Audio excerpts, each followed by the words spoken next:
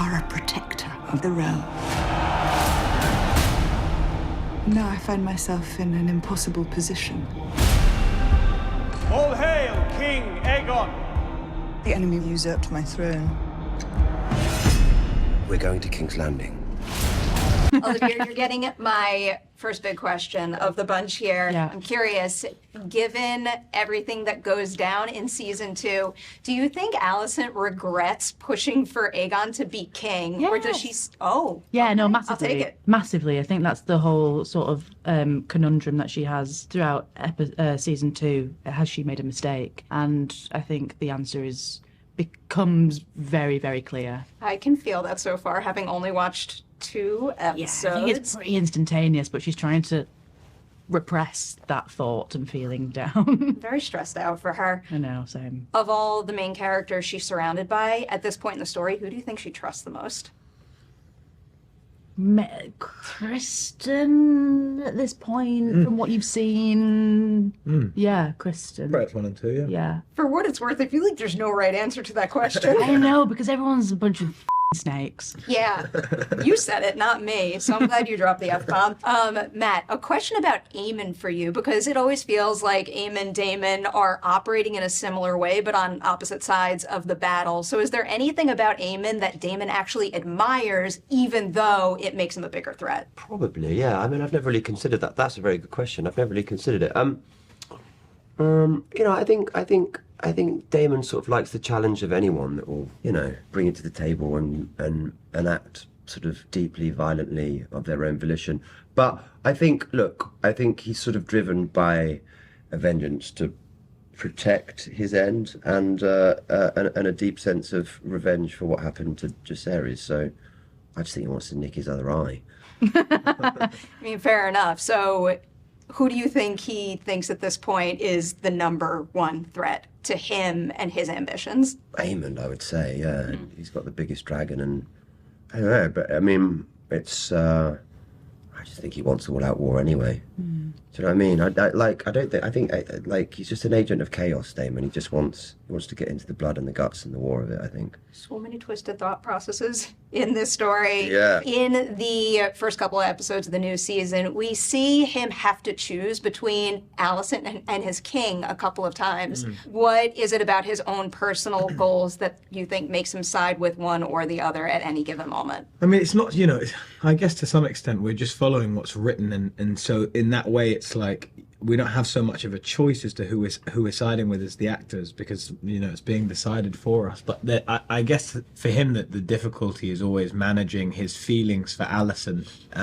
with his duty to the realm. And so, yeah, I think, and that's kind of the governing kind of emotion for him of the season, I think, is just which one of those is the right thing to do. And yeah, well, you have to wait and see. Got some questions in terms of where he lands while figuring that out. And that'll have to wait until later in the season. For all three of you now, I have a feeling you go into a season and you got your head well wrapped around your character's arc for that particular season of the show. But can you each pinpoint a surprising quality of your character that you found along the way while making season 2? Something that shocked you in terms of, you know, what a big part of their evolution it became. I've never really felt Daemon like anyone.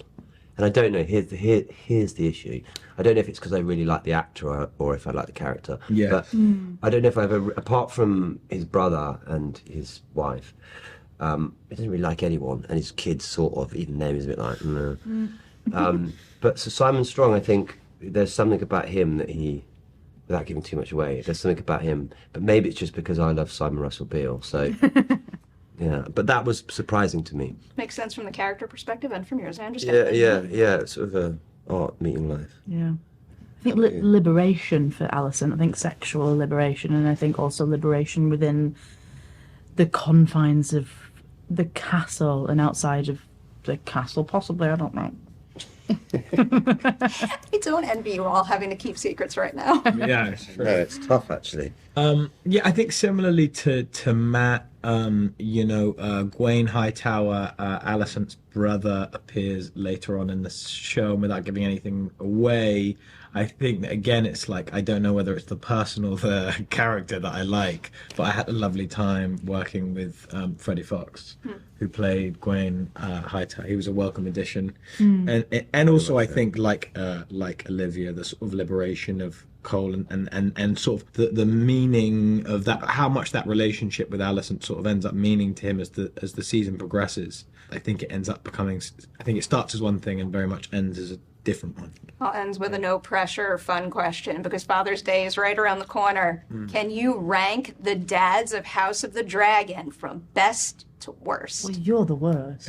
No, sorry, actually, Aegon's the worst. You're second. Hold on. Hang on. Who else is there? What about Otto's terrible? I'm great at presents. That's true. What about Otto? Otto's awful. Otto. Yeah, my dad's awful, yeah. At least he talks to you. That's true. Yeah, but only when he's trying to kind of get I something just out pass my children in the corridor and sort of grunt at them. in life and in art. But maybe they're better off, having not been parented. Whoa. Stop throwing me under the bus, parent-wise, man. Right, let's just name some. Who are the dads? Who are they? Have you got some No, examples? I did write it God. down just in case. Also, I feel like we should include Viserys in this. So He was a Daemon. good dad, wasn't he, Viserys? Look how they turned out. That's not his fault. Go on, yeah. Viserys, Daemon, Otto Hightower, Lord Corlys, Aegon, and then, I mean, do we want Harwin Strong? Yeah, he's a good Tywin. Which one's Harwin Strong? Who's Harwin Strong? Jason Viserys' dad, who got forget burnt down, who Ah, yes, of course, with the fire and all that. yeah. Yeah. Yes. Boo-hoo. Okay, so we're going so the best one is Corlys, isn't Yeah. it? Yeah. Yeah. Then Viserys. Yeah, or Lionel, you want to say? Lionel Richie. Then Probably Viserys. then Viserys. Yeah. Yeah. Then me.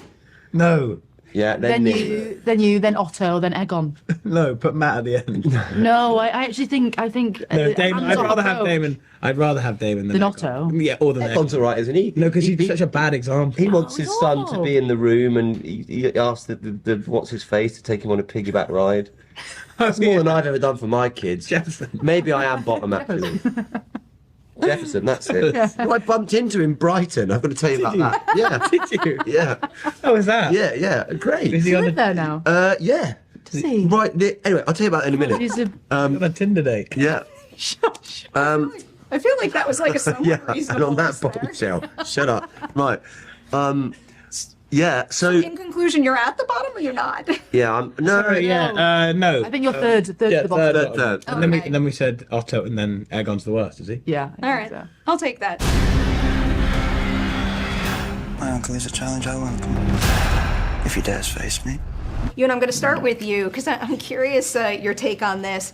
What do you think guilt feels like for Aemond? Does he feel the weight of bad things he does, even if he doesn't necessarily tell other people he feels that way? Yeah, I think he wears guilt in that last moment. You see him in season 1. That's what I love about that moment as well. It's just between the audience and him. Yeah. And so going into season 2, you're like, is he going to tell people about this? Or is he going to keep that moment for him and the audience? And I find that interesting. I think that's what guilt looks like on the back of the dragon.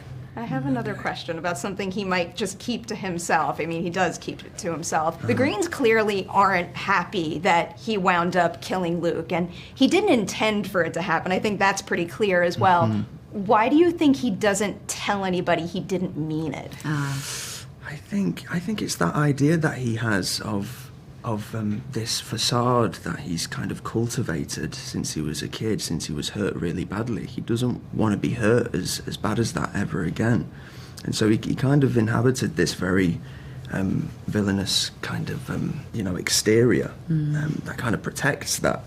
They're still, bubbling away. Yeah, bubbling away. And I think that's why he doesn't tell anyone, is because it shows weakness. And Aemond's, weakness is alien to Aemond. It's strength with him, and he wants to be feared. It's not a weakness. It's not an option for him. I'll ask one more question about that particular element of the story and then leave it. But again, he doesn't intend to kill Luke. Vhagar kind of takes control, and it left me wondering: is there any concern on his part in not having full control over her actions? I think definitely. I've always kind of likened the dragons and their characters. There's this symbiotic nature between them. They're almost like an extension of each other. I feel anyway. And almost like the Philip Pullman demons. Yeah, exactly. And it's like very close. Yeah, dark material. And I think with Aemond and Vhagar, like she represents something in him. That idea that he, he's almost more worthier of an older dragon because he was that 10-year-old kid who, was defied the odds, and he stood in the face of adversity and claimed her. When so many before, were chomped up. But yeah, and so I think she represents something in Aemond, and when she kind of loses control, for sure, maybe that is her, but then maybe she's like the animalization of his, anger that's still bubbling. Maybe I'm getting too deep. No, I think it's really good. I've thought about the connection between Rider and Dragon too much, so most of this has probably gone through my head at one point or another. Phia, one particular quote from season 1 that I've gotten really hung up on, it's when you say, "It is our fate, I think, to crave always what is given to another. If one possesses a thing, the other will take it away." That statement, though, feels less true for her. So is there anything anybody in this world has that she actually wants? It's a good question. I don't know if she's grown up with so many examples of a life that she aspires to. I think that's one of the great sadnesses, is that what would it be like if she'd been validated? How would she behave? What would it be like if any of the children in this family didn't feel like they were the one that had been given the short straw? That's the thing that is the theme with everyone. Everybody needs each other and wants each other, and no one can make it work. That's quite good enough. And it's really sad. So I think it's a really good question, because I don't genuinely think she maybe has seen an example of a life that she would like. But maybe in that way, maybe that's almost better because it's not going to happen. Maybe there's a world where the ignorance is bliss in that way. Although I do think she's really emotionally intelligent, so I do think that maybe it's the insects. Maybe that's it. Maybe there's a freedom and a beauty or something in that which she aspires to. I'm like a big animal lover, so I have so much respect for a statement like that. I'm curious if you could tease her relationship with and her understanding of her visions a little, because at this point we've seen some come true in season 1. I'm sure that's going to continue in season 2. So can you tease how that relationship evolves for her? I think the way that I've been thinking about the dreams is more like a really strong intuition and instinct. And actually, I've just been thinking about how that takes confidence and sort of like self-respect to let yourself get really in tune with your intuition. You have to respect your own opinion. And I think that that's maybe not something that she's had, but I think through the trauma of what happens in season 2, she actually sees it as a moment to be like, I have to just stand for myself here. You kind of see her taking steps towards sort of a more grounded position, but she has to go through a hell of a lot to get there. Yeah, it's really interesting.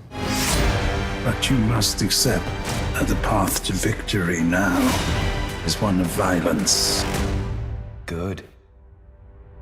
To war, then. We've seen our fair share of cruel and misguided kings in, not really this show, but in Game of Thrones in general. Are there any past kings or leaders that you're holding tight to while playing Aegon? But then also, can you tell me some qualities that you want to imbue him with to make him stand out from other rulers that we've seen before? Yeah, it's a good question. Nothing really we've seen, but not in Game of Thrones, I don't think. The comparison that I find most kind of appropriate for Aegon is actually Richard II. For Shakespeare's Richard II, I find a lot of comparisons in him. His sort of quest for love and friendship and power, but also with that comes a respect and a purpose. I could see that. A couple follow-up questions about that. First, I'm curious, what is the key to having him do things that maybe people wouldn't agree with, things that are quite cruel, but also maintaining enough humanity that when bad things happen to him, the audience still has a bit of a connection and can feel what he's going through? Well, good, thank you. I'm glad you think so. I think that's just kind of down to trying to make him as human as possible. None of us are perfect. Some less so than others. And he's had a tough hand. He's been dealt a really tricky hand. And I know, you know, he's a Nepo baby and all that stuff, and he's landed in this position not through any sort of own personal hard work or effort. But yeah, he's had a pretty rough ride so far, and I think a lot of that explains or could explain why he behaves in a certain way. I love Aegon, and I think there is a lot to be had in him. I don't think he's all bad at all. And I think that's my challenge as an actor, to make him a fully rounded, layered, complex human being, like we all are. You know, no one's as black and white as that. That's true. I wonder if my next question could kind of get at that a little bit. There's a scene in episode 1 where he's hearing petitions. I'm curious, for you playing him in that moment, what is his #1 priority? Is it to get through the petitions and get on with his day? Is it truly to give the people what they want so they can be happy? Or is the bigger priority him just being liked? Him being liked. I think he's thought about this session, if you want to call it that, for a good few days before it's actually happened. He's been practicing in the mirror. If they brush their teeth, I don't know if they do, but he'd be brushing his teeth and sort of rehearsing how he's going to interact with people. Obsessed about his first impression, I think, and wants to be liked. He goes into that with a spring in his step, and he sits on the throne. He's like, right, who's first? I feel like him giving himself a pep talk in the mirror, 100%. like off camera, something I want to see in a deleted scene or something. A daily occurrence for Aegon. I always love those little human moments that we don't realize they probably do. Like, in particular, seeing him like hang out with his friends and having a drink while sitting on the throne. Yeah. I'm just like, yeah, I would believe he would do that. Chilling, that's his sofa, isn't it, I guess? Here's a big, broad question about being king. What do you think his biggest misconception was about what it meant to be king at the end of season 1 compared to what he learns about the role over the course of season 2? Yeah, it's a good question.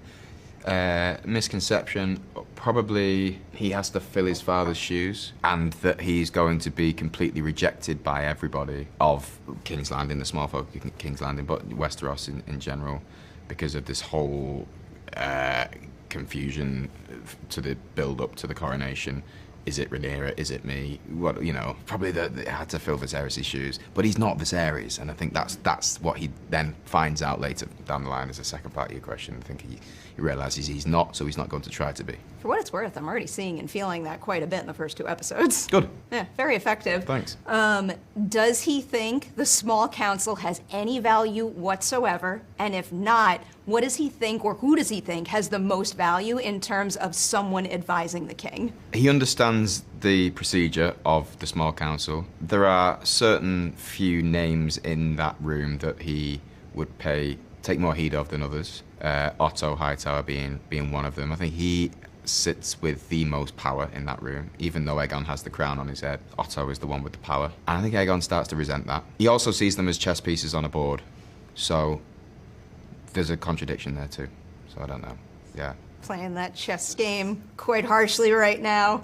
I'll end with the one dragon question, because it is brought up in the first episode, and it was making me wonder, what do you think it feels like for him to be a dragon rider who is not being allowed to ride his dragon? Frustrating, totally. Because I think he's going in with this sort of enthusiasm when it comes to the idea of war. He sees war as a bit of a game. I said this before, it feels like, you know, he's been watching other people play the game. They've had the remote control in their hand for a long time, and he's just been sitting there watching, being like, I can't have a go. Suddenly he's got it, and he's the one pressing the buttons, and he's loving it, you know? So, yeah, he wants to fully embark on this journey and jump on his dragon and get involved, but they're not going to let him. Something about the game metaphor made all this even more disturbing. Well, yeah, he's a child, really. He's a little boy. The Hightowers are marching. You must crush this beast. at its head. This is my favorite question for the two of you because I love this quality about your relationship. In this franchise, we don't often see characters who are genuinely warm and caring to each other. So how do you think your characters are stronger people in this world because they have such a genuinely loving relationship? That's why. But for that very reason, it means they're a unit. Two minds better than one. Do you know what I mean? Even if it takes Corliss a little while sometimes to come round. But I think that they are a unit, and I think that is in itself the strength. And like in life, if you have somebody who has your back, you're just that much better. You're just that much more confident. Well, you're constantly having to be bigger than yourself, in particular with this, dynamic. And it's so, you've got a very strong feminine energy and a very strong masculine energy, and those two energies are very, very different. And so to be able to manage them and coexist within them it requires constant work, actually, and constant compromise and energy and coming out of yourself and understanding of a being and a creature that is totally foreign. And that makes you, inevitably, obviously, makes you much bigger as a person. And much stronger. Yeah. I love it. I love when they talk to each other and you can tell that they're listening and also caring about the other. It's like it's one of the few safe spaces in this franchise we have. So only one. There's not many there. You are one. So they both went through a lot in season 1. So I was wondering, is there any particular scene or big moment in the first season that you each found yourselves holding especially tight to when playing your character in season 2? Oh, wow. I mean, I always hold tight. Sorry. No, go ahead. No, go ahead. No. Well, I always hold tight to actually that very first scene that we shot. I was going to say the same thing. It was the first scene of the whole production. It was episode 5? It was 7. Was it episode 7? And it was when we would, after the death of Lena, our daughter's funeral, and we were coming together after that and having actually quite a fractured and traumatizing conversation because we weren't agreeing. No, it's because that was to do with Rhaenyra's boys. Yes, but the support that I felt, and I hope that we both felt for each other, and that sort of immediate connection was very strong. So I think also we were dealing with the huge nerves and all of that, and so that somehow was like glue. Yeah, that's exactly the same scene I was going to say. That's the one that I think of. The whole, which ends with history remembers names, not blood, or whatever it is. Something. But that was I think that despite the fact that it ends on a slight fracture, that is the essence of who they are, that they sit and talk and they try to support and nurture each other.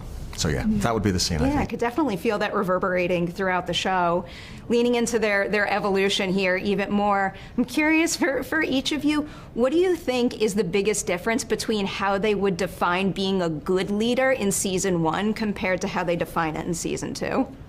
Ooh. Oh, wow. Gosh. Is there a difference? That's I think, did we both agree that Viserys wasn't a good king? I feel that's true. Yeah. I mean, I feel that he was a wonderful man. Yes. But probably not the right leader for the context. Right. And that's because he wasn't always decisive. So I'm trying to think if it would have changed, really, because I think one of the things that endears Rhaenyra to Corlys, at least, is the fact that she is reluctant to go headlong into war. She is looking for ways to avoid it, because I think she says it.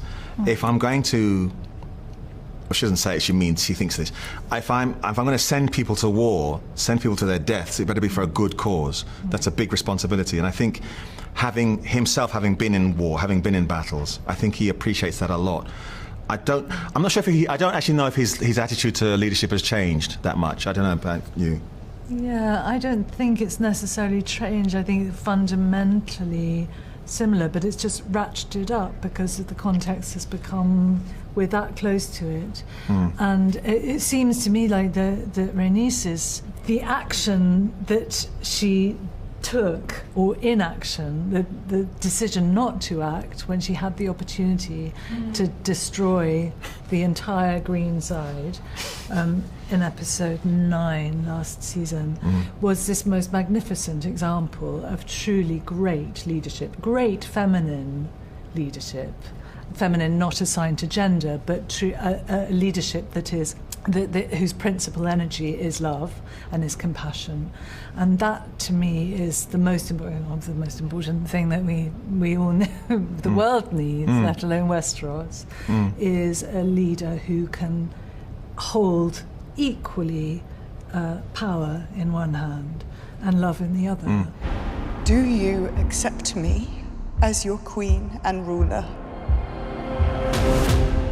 Perri, I'm going to start with you. You have your work cut out for you at the beginning of this, just with like really emotional beats. The one in particular I wanted to ask about is, can you tell me a little about preparing for and acting with Emma in the scene when he returns and the two of them have to mourn Luke together?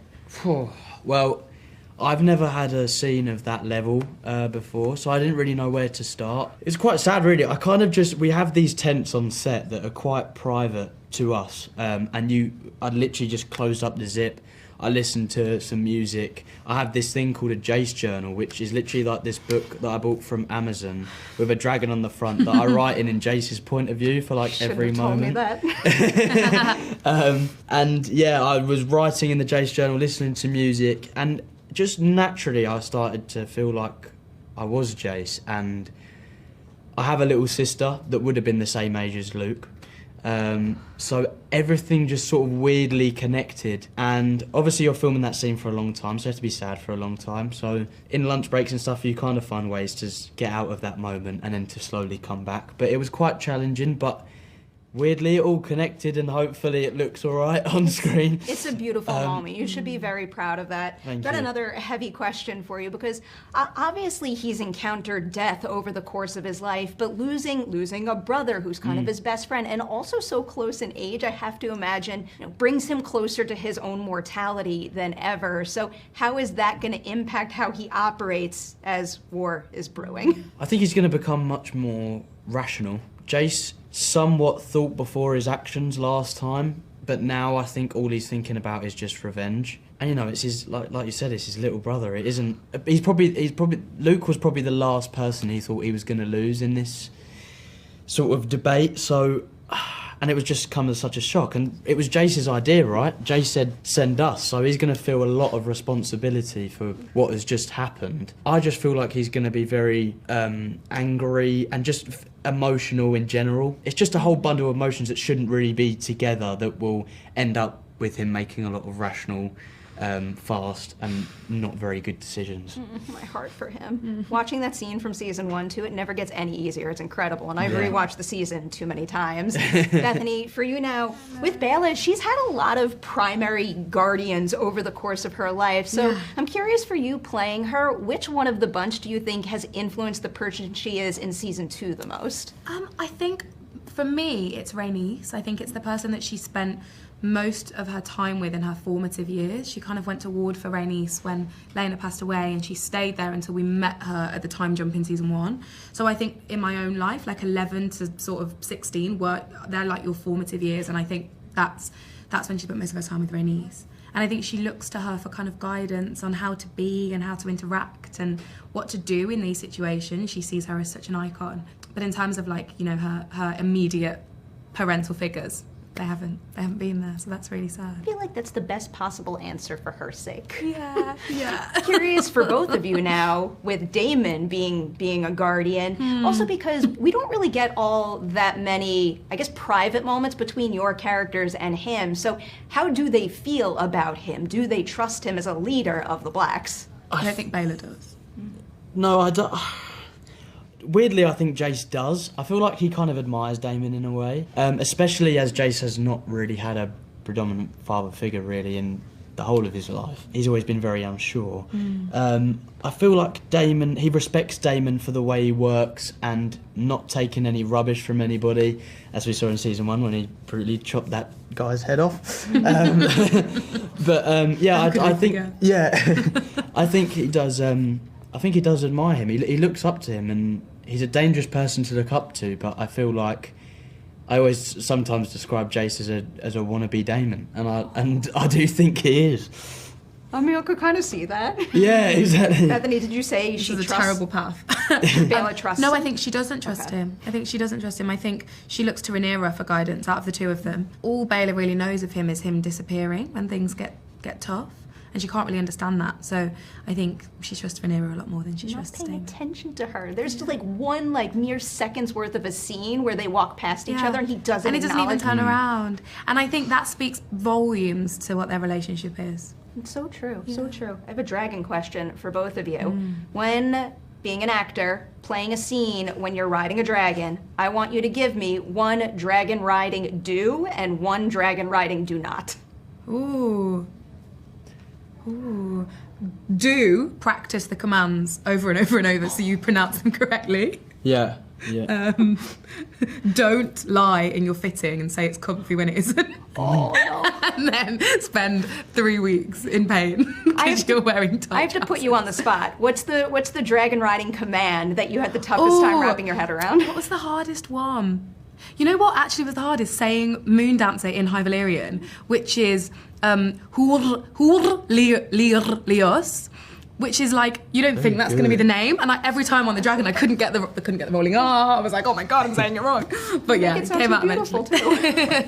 What are your do's and don't. I'm not even speaking off experience because I genuinely didn't do this, but don't be hungover if you're about to go on the rig. Because who would want to do that before? Or get too carried away at catering. That wouldn't be fun. Yeah, because there's quite a lot of motion with the rig. Yeah. But do I don't know. Have you got another do? Because you've had more experience. Do watch, pay attention when the stunt team are telling you how to sit on the dragon and don't fall off.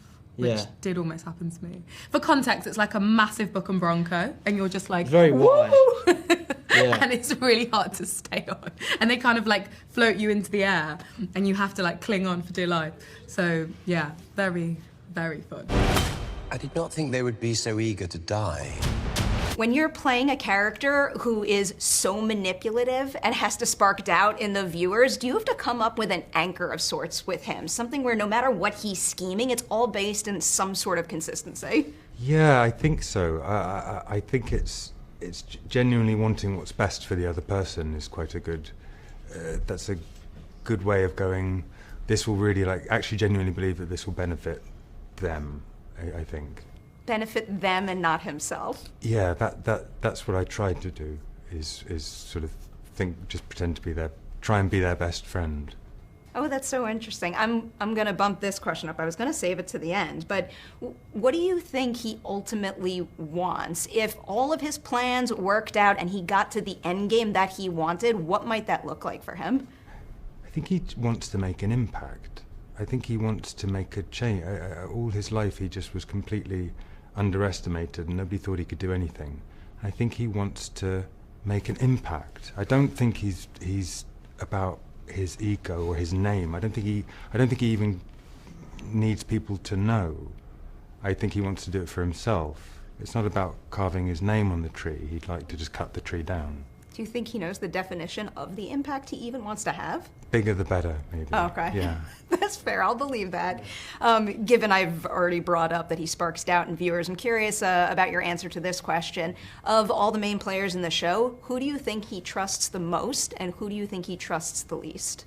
Who trusts the most? Oh, that's a really interesting question. I don't think he trusts anybody. I think because I think he knows when most people are lying. So I think even when they're telling him a lie, he sort of knows the truth. So I don't think he trusts anybody. I don't think he sees people as, I don't think he thinks of people like that. Who does he trust the least? I don't know. That's a really difficult question. I'm so sorry. I'll add one wrinkle. It's such a good question. I feel like I'm just complicating this, but I'll add one more wrinkle. Is there any character in this show that he fears knows more than he does? Yes. I think there's people there's people like who he's wary of, like Otto, who is incredibly intelligent. Massaria is incredibly intelligent. Well, actually, there's so many people who he thinks are incredibly intelligent and who potentially would know more than he does. I think that's why he's so cautious. So yeah, huge amount of. That's fair. I'd believe that.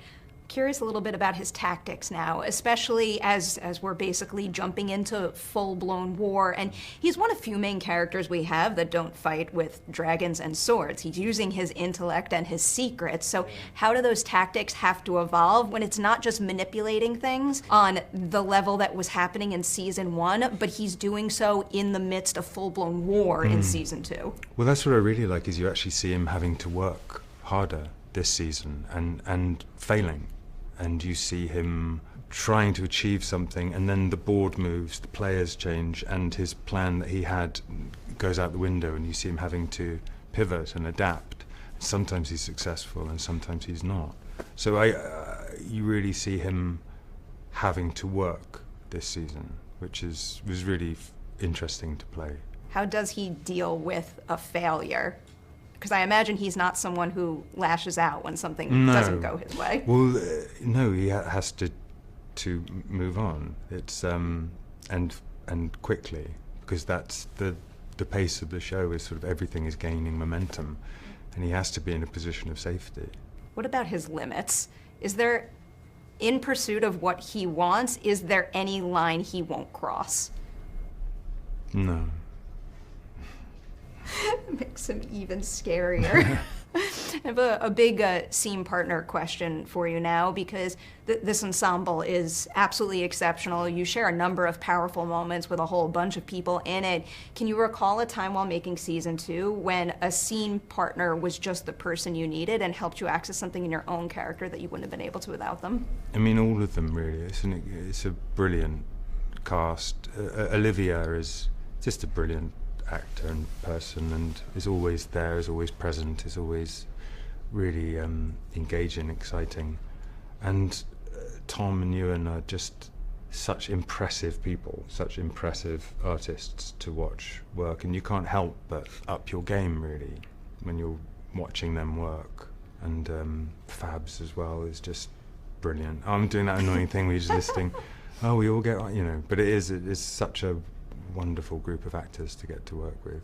It's not annoying, because it's true, it's and everyone's boring. exceptional, and you should give them all a pat on the back. Yeah, I get it. I want you to give yourself a pat on the back now. Can you tell me something you accomplish in season 2 of House of the Dragon that season 1 you would go like, my God, I never thought I'd be capable of that with this character one day? Oh no, I didn't bump into the furniture. No, there's just more to do, really. It's sort of unfair on season 1, Laris, but there is just more to do. There's more obstacles. There's more to show. War is coming, and neither of us may win.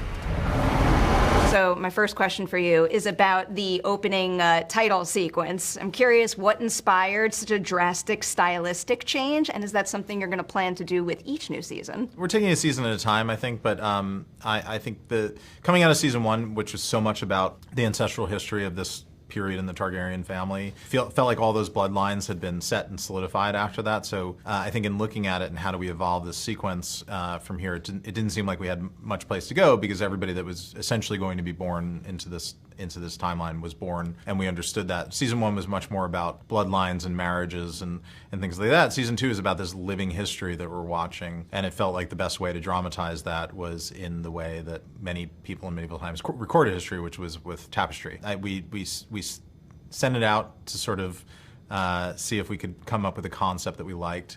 And this great title company called Ewan Co. came back with it, and we just loved what they did. It's really, the process that they use makes it's very quick to sort of be able to manipulate and turn around, so it creates potential for the sequence to evolve as we move through the history. So that was all very exciting to us, and we like it and proud of it, and I think it works really well. When I could make my whole interview about your title sequence alone, you know you have landed on a good one. I'll jump from there to the dragons, which I know everybody wants to know more about. So we did get a lot of dragon sequences in season 1. There are more on the horizon in season 2. So can you tell me something you learned crafting dragon scenes in season 1 that you think is going to make make the season 2 ones even stronger. They're so involved that I think the rule is that it always has to have a point in the story. We always talk about we don't want just scenes where the dragons are Ubers to get people from point A to point B. I'd watch that too, though. And it all is fun. And sometimes there is a nice sort of cinematic point to be made with the dragon taxi process. But no, I think the methodology that we probably improved the most from season 1 to season 2 is the buck work. That's the rider up on the saddle. And we learned a lot in making season 1 the things that sold the visual more than others. So we have this whole rules of dragon riding kind of manual that we have within the production. That's from the lenses that you choose to where the camera is mounted. We improve the articulation of the buck. We improve the articulation of the camera arm that holds the camera to make it feel more like it's not like a magic camera that's just floating out in space, but it's, as you would in World War II, it's mounted on another dragon that you can't see. It's like, so, the way George Lucas shot the dogfights in Star Wars, it's plane-to-plane filming, so it feels like you're in the action. So we've improved a lot of that stuff as we've gone along, and part of that is just, you see the show, you make the show, you're like, that shot looks good, I don't really buy that one, what's different about this than that, and then sort of eliminating that and improving it as you go along. Oh, I have to follow up on the rule book. Can you tell me like the most random rule that would shock people from that book? I mean, I think it's less rules and more guidelines. I think it's really just the camera has to be mounted to something believable. Otherwise, it feels like a CG camera shot where the camera is floating in space. And you would think, like, mounted to what? We're on a dragon. We're up in the sky. But when you see the shots that feel like you're in something that's moving and the camera head is buzzing because it's not exactly, physically screwed down to something, those sell the shots the most. Now to your human characters. So you have a lot of key characters to service here. Going into writing season 2, I guess which one would you say surprised you the most in terms of how fulfilling and creatively satisfying crafting their season 2 arc wound up being? Oh, interesting.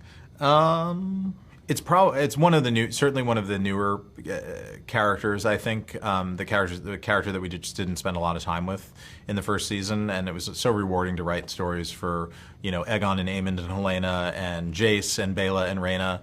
But I think King Aegon, kind of sticks out the most in there because I thought we had a good sense of him and who he was as a character in season 1.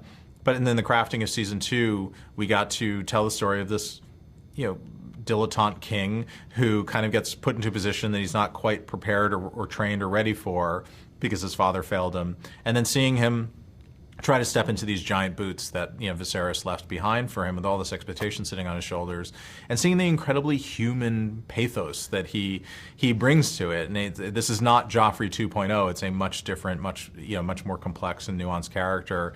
And Tom gave us so much in the performance that we were able to write into it. And I think I'm really, really proud of where we begin with Aegon and where we take him to at the end of the season. I think it's a tremendously dynamic arc. Oh, his ability to keep that human connection to the audience is very impressive. I tend to get a little obsessed with like last and first shots of shows and movies, so I'll stick with the first sequence of season 2 here in particular. What was it like figuring out where you would kick off season 2? Why particularly Winterfell and the Night's Watch? In a way, that's always what it was. I think we just wanted to start there. Because that's where we left. We know where Luke's diplomatic mission went at the end of season 1, very sadly, but we didn't follow Jace on his diplomatic mission, so we wanted to see where that went. And this was a great way, I think, to remind people of the importance of the North in this world, not only as a region and a story in itself, but also as a strategic ally, and how winning the North is a big deal for Rhaenyra and Jace and their side. And it felt like the only real time to cover that in the narrative. We open in this place where this is the only place left on Earth that where Luke is still alive, where this news has not yet traveled because it's so far flung and so far away from King's Landing. And you see Jace in this like precious 5 minutes before this horrible thing that we all know has yet to reach him, and the Raven is flying through the whole sequence, to bring that news up there. And I find it incredibly affecting and heartbreaking. But it's also great to see Prince Jacaerys coming into his own as not only as a prince but a statesman, and going on this very tough mission to talk to the stoic leader of the Starks and try to convince him to send an army down to support his mother. And I love the sequence, and I think I'm very curious to see how it lands on the fans. But I think there's a nostalgic sort of homecoming feel to it that is really nice to begin the season with before everything gets really bleak.